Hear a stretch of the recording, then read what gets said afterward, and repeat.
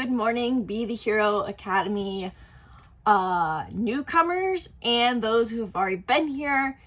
As a side note, ignore my sniffliness because I'm sure I'm going to have to multiple times in this video because it is spring here and my allergies are going crazy, hence why I'm all squinty, or the fact that I didn't sleep very well. But the point is, this morning I was listening to a book called Be Seen by Jen Gottlieb. I think I pronounced her last name right. Most likely I did not because I pronounce everything wrong. And she was talking about imposter syndrome. And the simple concept, which the whole book is about, which is being your authentic self and facing inauthenticity and how that can help you in your personal life and in your career. It's a great book. I recommend it to everyone. And that's saying something because I haven't even finished it, but I think it, just like anything that I share in my videos and just like any other book, it is another method of discovering the ultimate truth of life, which is you are love, you deserve to have it all, be yourself, understand yourself. So it's another method of understanding ourselves. But I was listening to it today, and she was talking about imposter syndrome and how we can feel this sense of I'm not being myself. And that is something that I felt inspired to share and touch on because I am not someone who would say they struggle with imposter syndrome. I don't really necessarily enter a room and feel a need, at least consciously, I thought, to be someone I'm not. However, I have found this sense more and more that when I leave a room or when I'm not being that persona that I feel is myself around others, I feel this sense of who the heck am I? And thus creating, in a sense, an imposter syndrome where I feel like I cannot be myself because I'm not seeing the entirety of my being.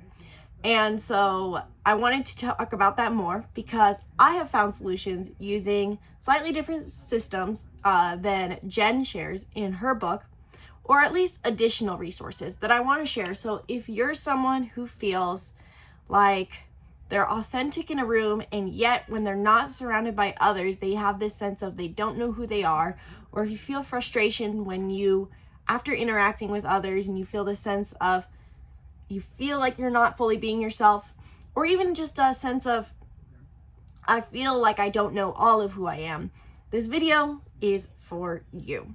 So how I have found that I have found this frustration in my social interactions, or not even so much in my social interactions, a frustration with myself in the end, because I like who I am in my social groups, even when I'm just talking one-on-one to someone else, but there's this feeling of when I'm by myself, this sense of who am I?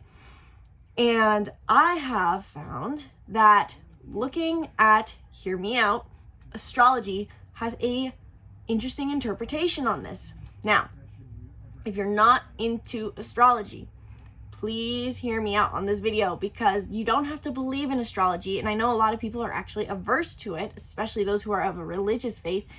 But what if you just viewed it as I do, as if this is true, how does it help me? That is the point of all these systems, is asking yourself, if it's true, can it benefit? It doesn't have to be an ultimate truth. It's more so, it's like trying on a diet, seeing if a diet helps you feel good, or trying on an outfit, seeing if it looks good on you. So for the rest of this video, have an open mind. I invite you to, because I discovered astrology 5 years ago.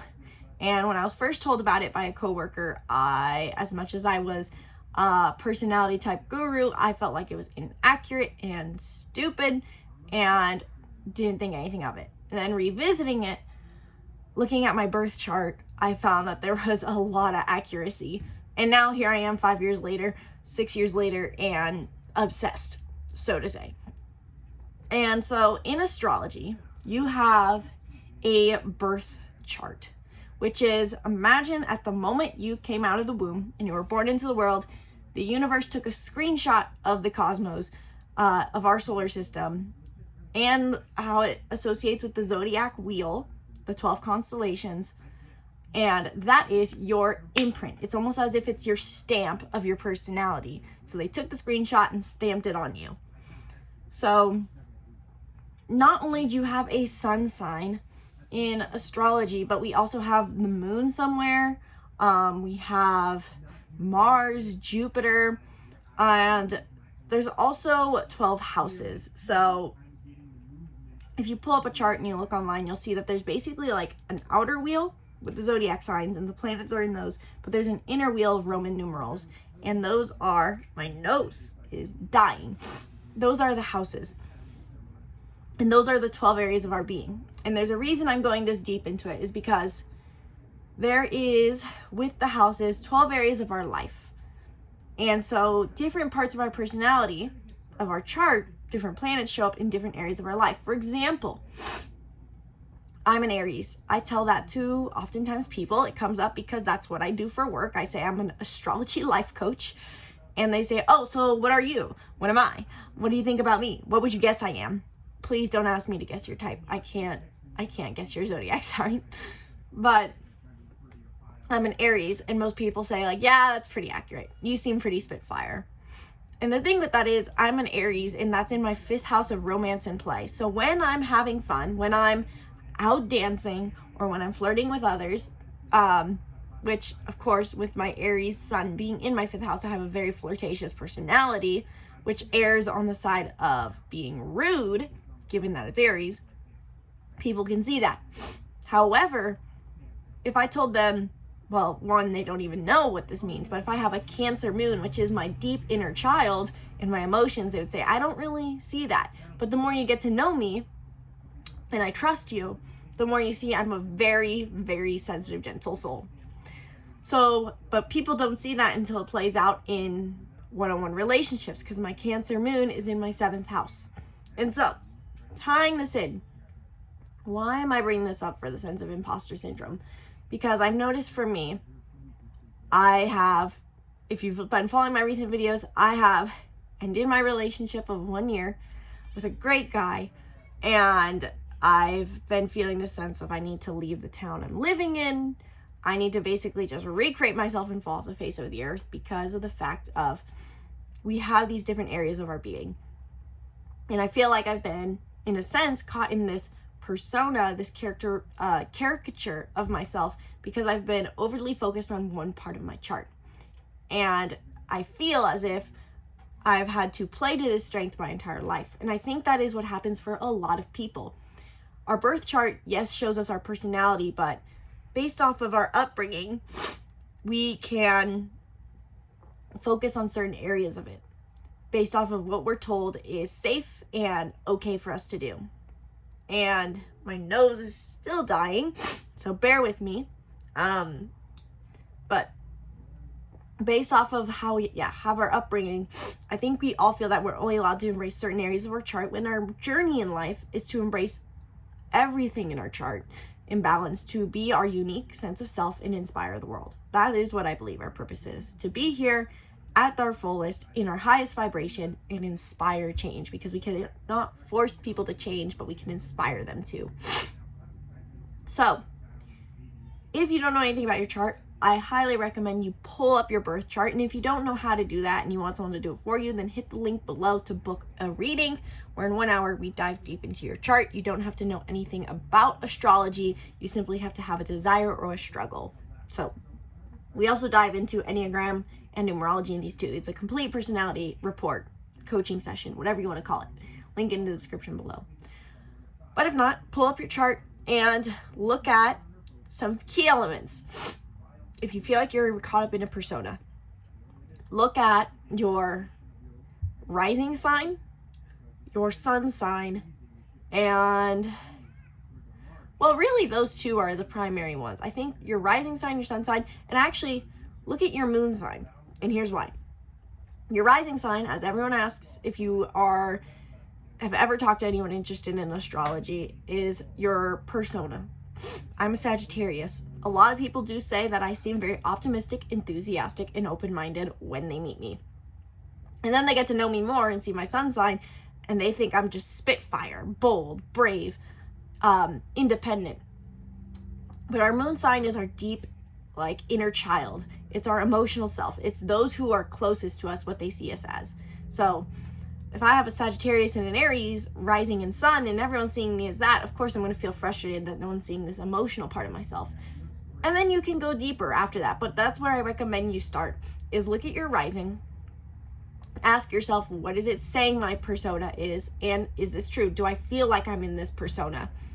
Am I basically, we feel that sense of who am I in life based off of if we feel like we're not seeing the entirety of our being. And honestly, it might not even be that you need to change your persona with other people, but understanding the entirety of your personality. So then looking into your full birth chart, but starting there. I know so many people who learn just their moon sign and feel like their life is shifted forever. If I can only tell people one aspect or two aspects of their chart, I would tell them their moon sign and their north node, because your moon sign makes such a difference. It is your emotional body, and we as human beings are driven by emotion. I don't care how logical you think you are, we're driven by emotion.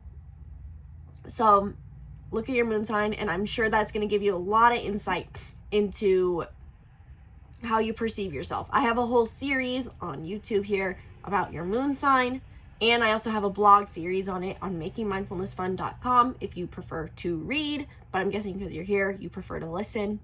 So look at your moon sign, look at your rising, look at your sun, and write out in journal what these personas are. How do these show up in your life?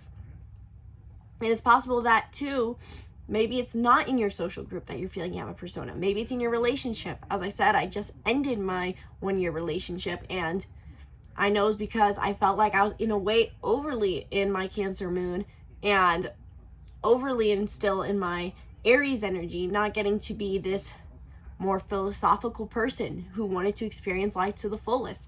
I wasn't fulfilling my north node very well, or my south node even, or even in a way my rising, but the rising's not so much important. So your chart really can give you a great idea at what you are, who you are in your fullest, because I think we truly do in our society promote basically like the Enneagram, one core belief and one core persona. You've probably interacted with groups of people where you walk into the room and you can't be your usual self, and so you have to either tame yourself, or on the other hand, you feel like you have to step into a louder role. If that's something you felt, your chart probably can give you some insight into how to balance that out. And so, as I mentioned, the Enneagram too, the Enneagram can be a good tool as well for that, because it shows us our programming. It shows us how we believe we must be in order to be valued in the world, to be safe in the world. I know as an Enneagram 9, I tend to be easygoing, which as with my 8-wing, I tend to try to be the life of the party, but also not impose on anyone. And that makes it so that I feel like a persona when I come home at the end of the day. So it also tells me my core desire as well, which can be something that helps me fulfill myself when I feel that sense of in a persona. So this was kind of a scattered video. I will feel honestly that not one of my better ones, but I'm dying right now. So if you want to learn more about your chart, and if you feel this sense of still stuck in a sense of imposter syndrome, like you're not seeing your full self and you're stuck in being something you don't want to be, then hit the link in the description below to book a reading where we can just dive deep into your chart and help you find solutions to how you can balance out who you are and also just see the fullest of who you are. It's very likely that there are parts of yourself lying deep within your psyche that you're unaware of.